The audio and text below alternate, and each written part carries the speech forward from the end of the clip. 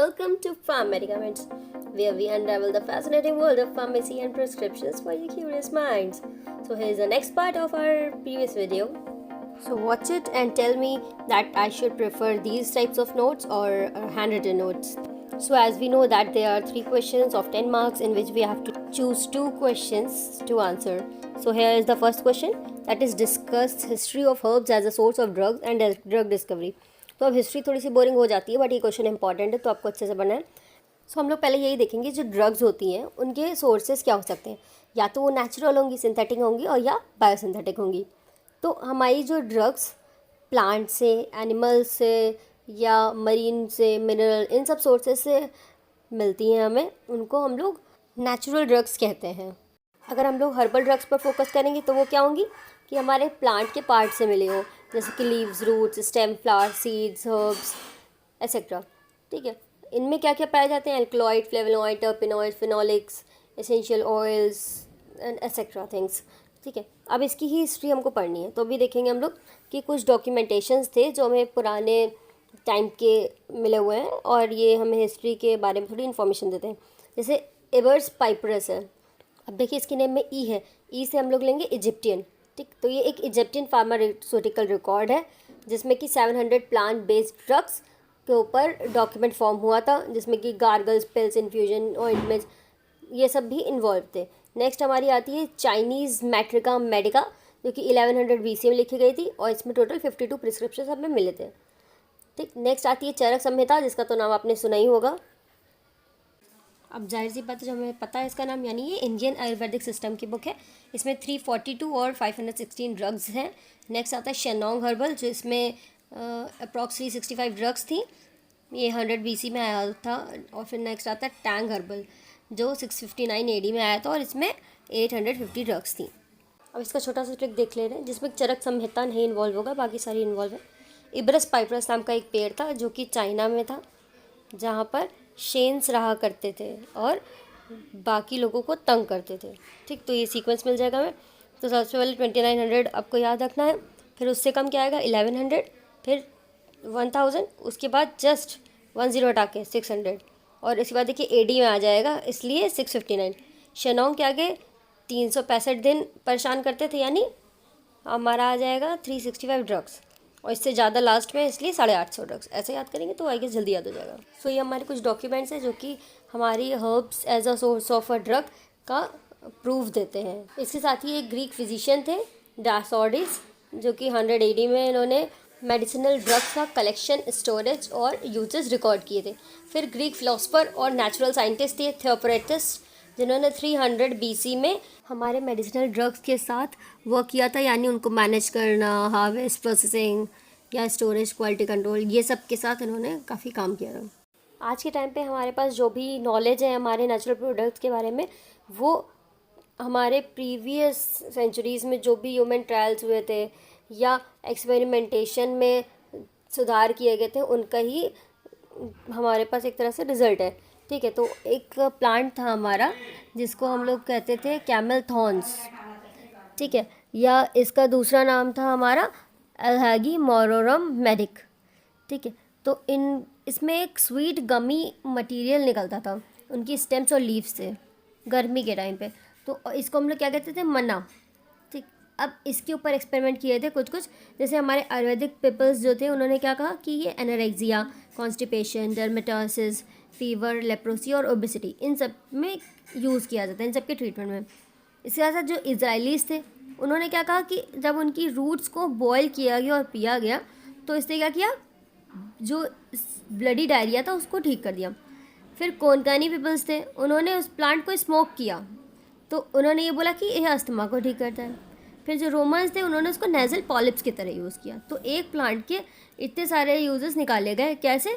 अब उन्होंने ही धीरे धीरे एक्सपेरिमेंट्स किए ना, अलग अलग सिस्टम में अलग अलग तरह से यूज़ किया गया. तो एक तरह से ये भी हमारी हिस्ट्री का पार्ट है. इसके साथ साथ जो प्रीवियस हमारी एशियन सोसाइटीज़ थी उन्होंने भी आयुर्वेदिक और ट्रेडिशनल चाइनीज़ मेडिसिन सिस्टम्स जो आए थे उसमें भी हर्बल रेमेडीज़ बहुत यूज़ की जाती थी. जैसे एशियन सिविलाइजेशंस लेंगे तो उसमें हमारे मेसोपोटामिया, इजिप्ट, चाइना, इंडिया, इनमें यूज़ की जाती थी herbs as a source of drug.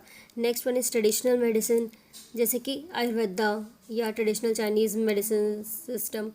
Next फिर आया क्या हमारा मिडिल एजेस। इसमें हम जो मॉन्क्स थे उन्होंने हर्बल रेमेडीज़ को यूज़ किया और नए नए प्लांट्स की डिस्कवरी की। फिर आया साइंटिफिक रिवॉल्यूशन, जिसमें कि हमारे जो प्लांट्स की एक्टिव कॉन्स्टिट्यूएंट थे उनको एवेल्यूएट किया गया, फिर उन पर ड्रग डिस्कवरी ये सब चालू हुई। नेक्स्ट आता है मॉडर्न मेडिसिन, जिसमें कि सिंथेटिक ड्रग्स जो हमारी थी वो आ गई नेचुरल प्रोडक्ट से ऊपर, जो आज भी मार्केट में हमारी काफ़ी ज़्यादा यूज़ हो रही हैं। बट अब देखा जाए तो हर्बल सिस्टम वापस से आ रहा है क्योंकि उसके कम साइड इफ़ेक्ट्स हैं।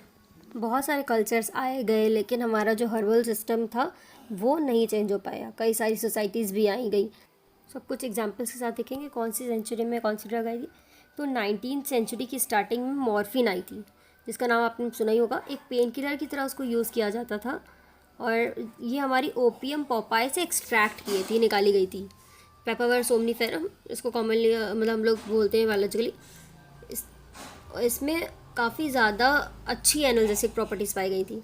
फिर हम लोग आते हैं 1820s में। इसमें क्विनीन आई, जिसके नाम से ही आपको समझ में आ रहा होगा कि एंटी मलेरियल ड्रग है। अब इसको कहाँ से लिया गया था? सिंकोना बार्क से लिया गया था। ठीक। फिर आई हमारी नेक्स्ट एस्प्रिन, जिसको हम लोग अभी तो सिंथेटिकली डिराइव करते हैं, बट जब पहली बार डिस्कवर किया गया था तो इसको विलो बार्क से एक्सट्रैक्ट किया गया था और एनएसआईडीज़ के रूप में इसको यूज़ किया जाता है, यानी एंटीपायरेटिक और pain reliever plus anti inflammatory drug भी है, लेकिन पहले इसको दो ही चीज़ के लिए यूज़ किया जाता था। फिर हमारी 1928 में पेनिसिलिन डिस्कवर की गई, पेनिसिलिन नोटेटम के थ्रू, जो कि एक फंगस है, वो भी हमारा नेचुरल सोर्स हो गया। इसके साथ साथ हमारी जो पैक्लीटैक्सेल है वो भी एंटी कैंसर ड्रग है, जो कि पैसिफिक यू ट्री से ली गई है। ये भी एक नेचुरल सोर्स हो गया हमारा, क्योंकि पैसिफिक यू ट्री के बार्क से इसको एक्सट्रैक्ट किया जाता है और 1960s में ऐसा किया गया था। अब इसकी और भी ड्रग आ गई हैं, प्लस विनक्रिस्टिन विनब्लास्टिन, इसका नाम तो आपने सुना ही होगा। ये भी एक तरह से क्या है, हमारी एंटी कैंसर ड्रग है और ये भी नेचुरल सोर्स से ली गई है। तो समअप करके अगर देखा जाए तो हमारी हिस्ट्री से लेकर अभी तक जो हर्ब्स हैं और बाकी जो भी ड्रग्स हैं जो नेचुरल सोर्सेज से लिए गई हैं, उन्होंने कई सारे डिसीज़ेस को ट्रीट करने में हेल्प किया है हमारे। तो एंशियंट टाइम से लेकर अभी तक हमारे जो सोर्सेज ऑफ ड्रग्स हैं वो हर्ब्स रही हैं। सो आते हैं हम लोग हिस्ट्री ऑफ ड्रग डिस्कवरी पे। तो इसका एक छोटा सा चार्ट दिया हुआ है, इसको आप याद कर लेंगे और इसका याद करने का कुछ ट्रिक है, बट इसके ईयर्स को तो आपको याद करना पड़ेगा। जैसे 26, 99, 41, 43, ये आपने 4 याद कर लिया। 87 कॉमन है, फिर 90, 93। ठीक। इसके अंदर जो ड्रग्स आती हैं सारी को हमने सीक्वेंस से अगर याद करेंगे तो क्या होगा? मैप्स का लैब, MAPSKALAP, मैप्स का लैब। तो M से मॉर्फिन, A से एसिडाइल सैलिसिलिक एसिड जिसको हम लोग कॉमनली कहते हैं एस्प्रिन, P से पेनिसिलिन, C से साइक्लोस्पोरिन, A आर्टेमिसिन, A से L से लोवास्टैटिन, A से A कार्बोज एंड लास्ट में P से पैक्लीटैक्सेल। ठीक। तो मॉर्फिन हमें पता है एनाल्जेसिक होती है। फिर एसिडाइल सैलिसिलिक एसिड ये भी पता है एनाल्जेसिक होती है, एनएसआईडीज होती है। पेनिसिलिन एंटीबैक्टीरियल ड्रग है। साइक्लोस्पोरिन ए इम्यूनोसप्रेसेंट है। आर्टेमिसिन एंटी मलेरियल है। लोवास्टैटिन एंटी हाइपरलिपिडेमिक ड्रग है। ये कार्बोज एंटी डायबिटिक है। पैक्लीटैक्सेल एंटी कैंसर है। तो अब हम लोग इसके ना जो भी इनकी कंपनीज थी जिन्होंने इनको लाया था उनके नाम याद करेंगे। तो सबसे पहली हमारी मर्क, इसका नाम तो आपने सुना ही होगा। ठीक है। ऊपर से पहली मर्क, तीसरी मर्क और नीचे से भी तीसरी मर्क। ठीक। First, third and last third. ठीक। अब ऊपर से भी दूसरा बेयर, नीचे से भी दूसरा बेयर। ठीक। अब इसके अलावा बचती हैं दो। तो ऊपर से तीसरे मर्क के बाद क्या आती है? आपने सैंडोज का नाम तो सुना ही होगा। सैंडोज क्या होती है? बनियान होती है। ठीक है। मतलब बनियान हम लोग कॉमनली हिंदी में बोलते हैं, बट इसका हम लोगों ने ऐसे बनाया बायोन शैन का, से ऐसे थोड़ा याद रहेगा आपको कनेक्ट करके। नेक्स्ट क्वेश्चन पूछा गया है डिस्कस फ्लैश कॉलम क्रोमेटोग्राफी। तो अब हम लोग सिंपली देखते हैं कि फ्लैश कॉलम क्रोमेटोग्राफी और कॉलम क्रोमेटोग्राफी में डिफरेंस क्या है। तो कॉलम क्रोमेटोग्राफी में हम लोग जो भी हमारा सेपरेशन कर रहे हैं वो ग्रेविटेशनल फोर्स के बेस पर होता है, बट यहाँ पे हम लोग मीडियम प्रेशर अप्लाई करेंगे। ठीक है।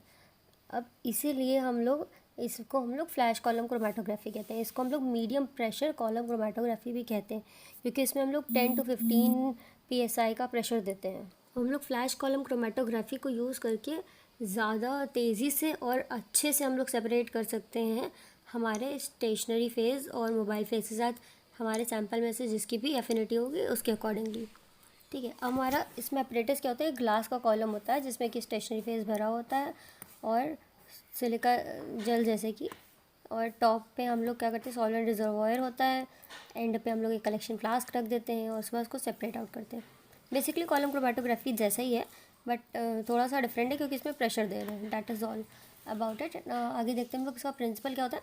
फ्लैश कॉलम क्रोमेटोग्राफी हमारा एड्जॉर्प्शन प्रिंसिपल पर ही बेस होता है, वही सेम चीज़। अगर हमारे सैम्पल की एफिनिटी स्टेशनरी फेज के साथ ज़्यादा होगी तो वहीं रह जाएगा, और अगर उसकी एफिनिटी हमारे सॉल्वेंट के साथ ज़्यादा होगी तो वो एल्यूट आउट हो जाएगा। वही बिल्कुल पोलैरिटी पर जैसे बाकी कॉलम क्रोमेटोग्राफी बेस्ड है, वैसे ही हमारा फ्लैश कॉलम क्रोमेटोग्राफी भी बेस्ड है। मेनली इसमें हम लोग स्टेशनरी फेस क्या यूज़ करते हैं, सिलिका जेल या एलुमिनियम, जैसा कि हम लोग को चाहिए होता है सॉल्वेंट हमारे सैम्पल के साथ। प्रोसीजर क्या होता है इसका, आप देखिए। कॉलम पैक करते हैं हम लोग पहले, फिर हम लोग क्या करते हैं, उसमें सैम्पल लोड करते हैं और उसकी बेस पर एल्यूशन होता है। फिर हम लोग कलेक्ट करते हैं और उसको एनालाइज करते हैं, जैसे कि सब में करते हैं, तो इसको सेम ही है, बट जो जो डिफरेंस है मैं बता देती हूँ। हम लोग इसमें कॉलम पैक कैसे करते हैं कि ग्लास का कॉलम होता है, उसको हम लोग स्टेशनरी फेस के साथ पैक कर देते हैं, जैसे कि बता चुके सिलिका जेल या एल्यूमिना। अब हम लोग इसको दो तरह से पैक कर सकते हैं, एक तो वेट पैकिंग, दूसरा होता है ड्राई पैकिंग। वेट पैकिंग में हम लोग क्या करते हैं कि जो सिलिका जेल की स्लरी बना लेते हैं सूटेबल सॉल्वेंट के साथ, और उसको फिर हम लोग पोर कर देते हैं हमारे कॉलम में। उसके बाद ऊपर उसका सॉल्वेंट का लेयर रहता है। एक चीज़ और ध्यान रखनी है हमें कि जब स्लरी बनानी है तो उसको प्रॉपर एजिटेशन करना है, जिससे कि एयर बबल्स ना फॉर्म हो। लेकिन ड्राई पैकिंग में हम लोग क्या करते हैं, सीधे हमारा सिलिका जेल हम लोग पोर कर देते हैं, उसके बाद हम लोग मोबाइल फेज अपना डालते हैं एल्यूशन के लिए। अगर हम लोग सैम्पल एप्लीकेशन देखेंगे तो हम लोग सैम्पल को भी दो तरह से अप्लाई कर सकते हैं, एक वेट एप्लीकेशन, दूसरा ड्राई एप्लीकेशन। वेट एप्लीकेशन में हम लोग क्या करेंगे, जो हमारा सैम्पल है उसको सॉल्वेंट में हम लोग डिज़ोल्व करेंगे और हमारा जो कॉलम है उसके टॉप पर बिछा देंगे, यानी स्प्रेड कर देंगे। ड्राई एप्लीकेशन में क्या करेंगे, किसी भी ऐसे सॉल्वेंट को लेंगे जो कि वॉलेटाइल हो और उसमें हम लोग हमारा सिलिका जेल को ही सोक कर देंगे, उसके बाद जो सॉल्वेंट है उसको इवेपोरेट करा देंगे। आप चाहें तो दोनों टाइप्स को मेंशन कर सकते हैं, मैंने यहाँ पे केवल अभी वेट पैकिंग को ही इन्वॉल्व किया हुआ है। नेक्स्ट होता है हमारा एल्यूशन, यानी कि जो हमारा सॉल्वेंट सिस्टम है वो टोटली पोलैरिटी पर बेस्ड होता है और उसी के अकॉर्डिंगली वो सेपरेट होगा। जब हम लोग सैम्पल पोर करेंगे हमारे कॉलम में और उसको स्टेशनरी फेज और हमारे सैम्पल के कांटेक्ट में आने के लिए छोड़ेंगे, तब जो हमारा सॉल्वेंट है वो कॉलम के थ्रू मूव होगा और हमारे सैम्पल में जो कंपोनेंट्स हैं जो कि हमारे सॉल्वेंट यानी जो हमारा मोबाइल फेज है उसके साथ एफिनिटी रखते हैं, वो एल्यूट आउट हो जाएंगे। और अगर उसकी एफिनिटी स्टेशनरी फेज के साथ रहेगी तो वो हमारे कॉलम में ही रह जाएंगे या सबसे लास्ट में एल्यूट आउट होंगे, ऐसा कह सकते हैं। वो बहुत स्लोली मूव करेंगे। नेक्स्ट पॉइंट हमारा फ्रैक्शन कलेक्शन। इसमें हम लोग क्या करते हैं, जो हमारा एलिमेंट है उसको अलग अलग टेस्ट ट्यूब्स में हम लोग कुछ फ्रैक्शन में ले लेते हैं, उनके एल्यूशन के ऑर्डर में, जैसे जैसे वो एल्यूट आउट हुए। उसके बाद उनकी एनालिसिस करते हैं, ठीक है। अब एनालिसिस में जैसे सेम कंपोनेंट्स अगर पाए गए हैं तो उनको हम लोग एक कंटेनर में रख लेंगे और बाकी को डिफरेंट में, ठीक है। एनालिसिस हम लोग कैसे कर सकते हैं, टीएलसी से कर सकते हैं, गैस क्रोमैटोग्राफी से कर सकते हैं, एचपीएलसी से कर सकते हैं, उनकी प्योरिटी और आइडेंटिटी पता करने के लिए। अब इसकी एप्लीकेशंस पे आ जाते हैं, तो इनको कई सारी फील्ड्स में यूज़ किया जाता है, जैसे कि ऑर्गेनिक कंपाउंड्स के प्योरीफिकेशन में और नेचुरल प्रोडक्ट्स के एक्सट्रैक्शन या आइसोलेशन में। कई बार हम लोग को जो डिज़ायर्ड प्रोडक्ट चाहिए उसको सेपरेट आउट करने के लिए प्रिपरेटिव क्रोमेटोग्राफी में भी इसको यूज़ करते हैं ड्रग डिस्कवरी के टाइम पर, ठीक है। अब हम लोग इसके डायग्राम को समझ लेते हैं। अब जो हम लोग आगे डायग्राम देखेंगे एक टोटल सेटअप है कि हम लोग कैसे फ्लैश कॉलम क्रोमेटोग्राफी में कौन कौन से इक्विपमेंट कैसे कैसे अरेंज करते हैं। So this is the assembly of flash column chromatography. तो इसमें देखिए ऊपर हमारा एक रिलीज़ है जिससे कि जो एक्स्ट्रा प्रेशर होता है वो रिलीज़ होता है। गैस इनलेट है, गैस से हम लोग या तो एयर देते हैं या तो नाइट्रोजन देते हैं और 10 to 15 PSI पे देते हैं, जैसे कि पहले बताया था। फिर हमारा सॉल्वेंट रिजर्वायर है जिसमें हम लोग नीचे देखिए सॉल्वेंट यहाँ पे रहता है, फिर एक सैंड की लेयर रहती है, फिर सिलिका जेल हमारा यानी स्टेशनरी फेज रहता है, फिर एक फ्रिट रहता है हमारा। उसके बाद हम लोग जो बचा हुआ डेड वॉल्यूम होता है वो वहाँ पे आ जाता है, ठीक है। ऐसे ही बगल में भी बस इसको थोड़ा पार्ट्स डिफरेंट करके दिखाया गया। नीचे देखिएगा और एक स्टॉप कॉक ज़रूर लगी रहती है। जो सैंड की लेयर है ये हमारी ऑप्शनल रहती है, इसके जस्ट नीचे कॉटन बॉल लगा रहता है। अब इसी से हमारा धीरे धीरे एल्यूशन होता है। ऊपर से हम लोग मोबाइल फेज डालते जाते हैं, नीचे हमारा सिलिका जेल रहता है, एड्जॉर्बेंट हो गया हमारा, तो धीरे धीरे हमारा एल्यूशन होता है। नेक्स्ट क्वेश्चन हमारा discuss various methods of fractionation. तो फ्रैक्शनेशन मतलब सिंपल से क्या हुआ, सेपरेट आउट करना। ठीक, हमारे नेचुरल प्रोडक्ट्स का एक कॉम्प्लेक्स कॉम्बिनेशन है, उसमें से हमें जो कॉन्स्टिट्यूएंट चाहिए या जो पार्ट हमें चाहिए उसको हम लोग सेपरेट आउट करने के लिए फ्रैक्शनेशन का यूज़ करते हैं। अब उनको कैसे सेपरेट आउट करते हैं, उनके फिजिकल और उनकी केमिकल कैरेक्टरिस्टिक्स के अकॉर्डिंगली। ये हमारी मेन टेक्निक है जिसके थ्रू हम लोग हमारे सॉल्वेंट के थ्रू जो भी हमें बायोएक्टिव कंपोनेंट चाहिए उसको एक्सट्रैक्ट कर लेते हैं, चाहे वो नेचुरल सोर्स में से किसी भी ओरिजिन का हो, फंगाई, प्लांट, मरीन।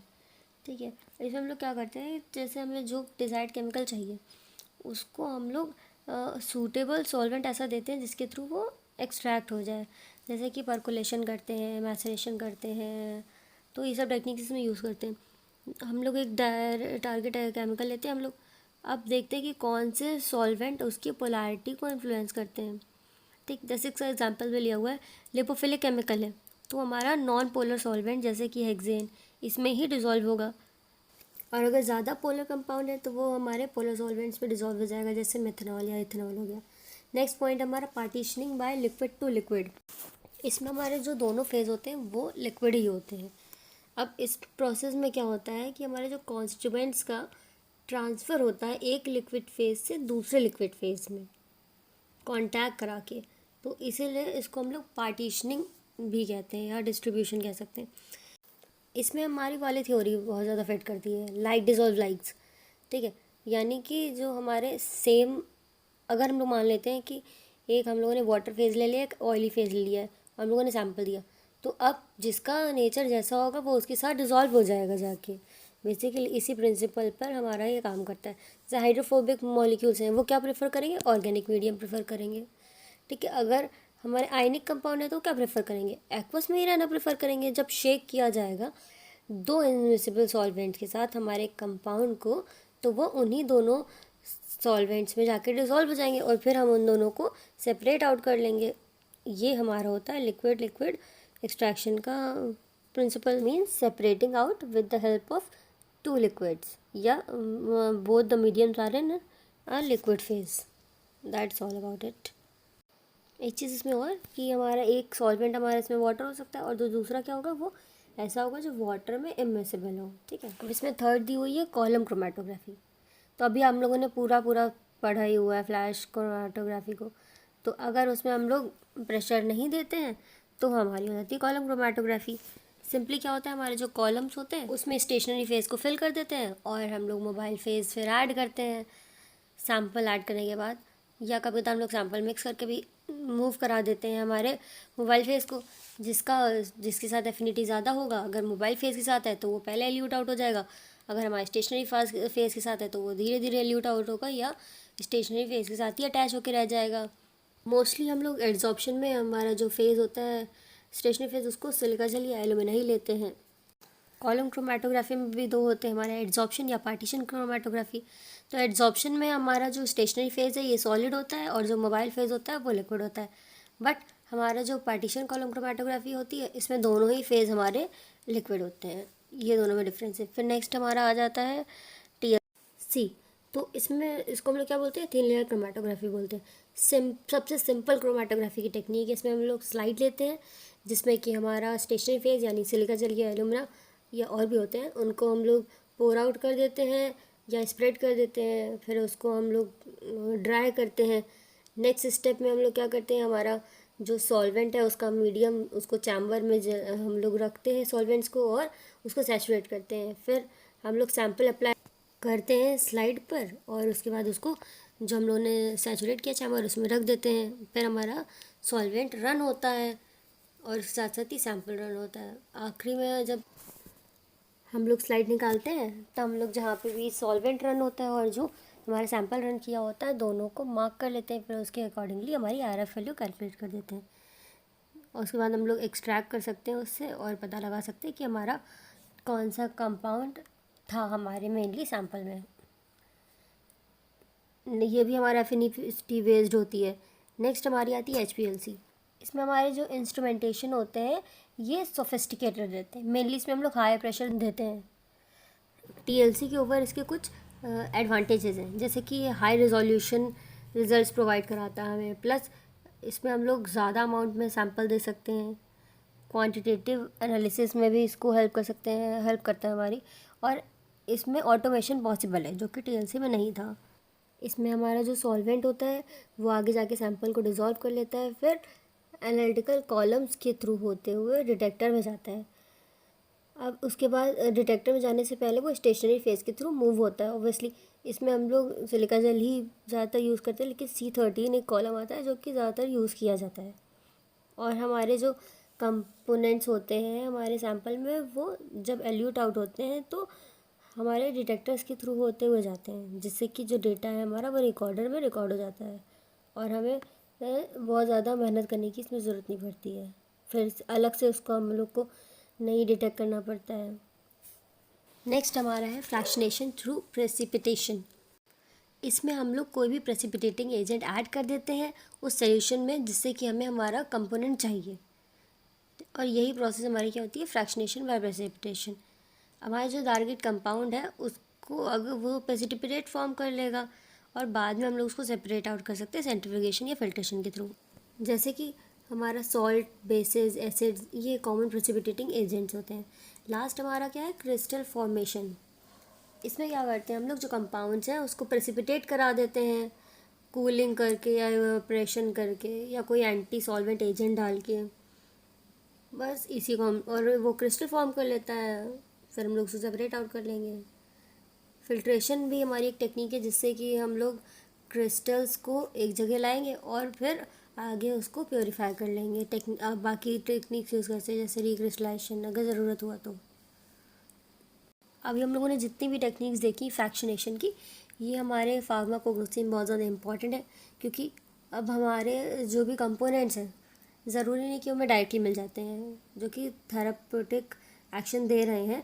अब हमें कैसे पता होगा कि कौन से, तो अब उनको एक्सट्रैक्ट करना पड़ता है। अब उनको एक्सट्रैक्ट करने के लिए क्या चाहिए, हमें फ्रैक्शनेशन और एक्सट्रैक्शन टेक्निक चाहिए, तो इसलिए ये बहुत ज़्यादा इंपॉर्टेंट टेक्निक्स हैं। अब ये टेक्निक्स हमें हेल्प करती हैं जिससे कि हम लोग हमारे बायोएक्टिव कंपाउंड को आइसोलेट करें, प्योरीफाई करें, और फिर उसका कैरेक्टराइजेशन कर सकें, जिससे कि आगे उसका जो फार्माकोलॉजिकल या थेरेपेटिक रिसर्च होगा वो ईजी हो जाएगा। So that's all about today. Let's meet in the next video with the solution of 7 marks questions. I hope you all understand this, and please let me know if you want handwritten notes or the notes like this which I have done right now. It's time to over this video. Thank you for watching this video. Get ready to be captivated, enlightened and amazed with the journey of farm chemicals. Once again, thank you for watching this video. Be safe.